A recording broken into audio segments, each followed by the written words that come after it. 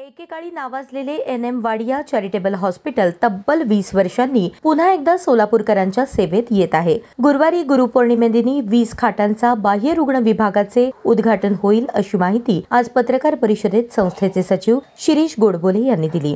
सकाळी 9:30 वाजता उद्घाटन बालाजी अमाइन्सचे चेअरमन प्रताप रेड्डी यांच्या हस्ते होईल. त्याचबरोबर रंगनाथ बंग, उमा वळसंकर यांच्या हस्तेही विविध विभागांचे उद्घाटन होणार आहे. वाडियाची जुनी इमारत असल्याने बालाजी अमाइन्स या कंपनीने CSR फंडामधून नवीन इमारत बांधून दिली, जिथे बाह्य रुग्ण विभाग सुरू होणार आहे. याशिवाय विविध विभागही सुरू होत आहेत. यासाठी जवळपास 5 कोटी रुपये आतापर्यंत खर्च झाले आहेत. यासाठी समाजातील विविध घटकांकडून देणग्या येत आहेत. संपूर्ण शहराला आपल्या सगळ्यांना पूर्ण माहिती आहे.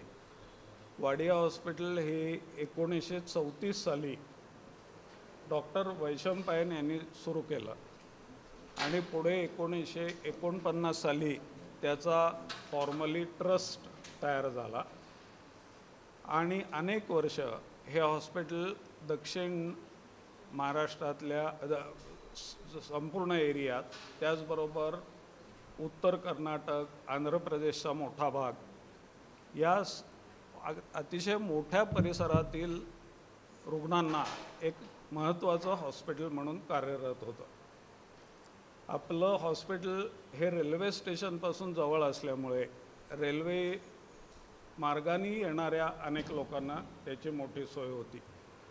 हे हॉस्पिटल साधारण 300 बेडच्या कपॅसिटीनी पूर्वी कार्यरत होतं.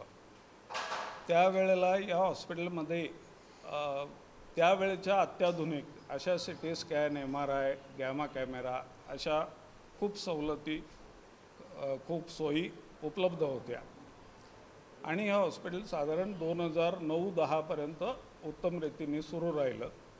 त्यानंतर काही कारणामुळे हे हॉस्पिटल बंद झालं आणि गेली जवळजवळ 15 वर्ष हे हॉस्पिटल बंद आहे. आता हे हॉस्पिटल नव्याने आपण सगळे सुरू करत आहोत. हे hospital originally charitable trust hospital आहे आणि इथून पुढेही ते चॅरिटेबल ट्रस्टच्याच माध्यमातून सुरू होणार. यात कुठल्याही व्यक्तीचा किंवा संस्थेचा आर्थिक हितसंबंध नाही. हे चॅरिटेबल ट्रस्ट म्हणूनच पुढे चालत राहील. आता ही सर्व नवी बॉडी याच्यावर आली आहे. बहुतांशी डॉक्टर्स आहेत, वेगवेगळ्या विभागातले तज्ज्ञ डॉक्टर्स आहेत आणि ह्या हॉस्पिटलच्या उभारणीसाठी सर्वांनी मिळून आर्थिक मदत मिळवण्यासाठी मोठे प्रयत्न केले. त्यातली एक भरीव मदत म्हणजे आपल्या सोलापुरातल्या NTPCने 7.5 कोटी रुपये हे इंडोर बिल्डिंग रिनोव्हेट करण्याकरता दिलेत. आपल्या सोलापूरच्या बालाजी अमाइन्सनी ही आपली जी अगदी मॉडर्न बिल्डिंग तयार झाली आहे, ही बिल्डिंगसाठी जवळजवळ 6 कोटी रुपये खर्च केले. त्याचप्रमाणे शिक्षण प्रसारक मंडळींनी 5 कोटी रुपयाची देणगी दिली आहे आणि इथून पुढे होणारं नर्सिंग स्कूल हे शिक्षण प्रसारक मंडळी आणि वाडिया यांच्या संयुक्त विद्यमाने होईल असं आहे. आता हा प्रोजेक्ट आम्ही असा केला आहे की साधारण पहिल्या सुरुवातीला 100 बेडचं युनिट स्थापित व्हावं.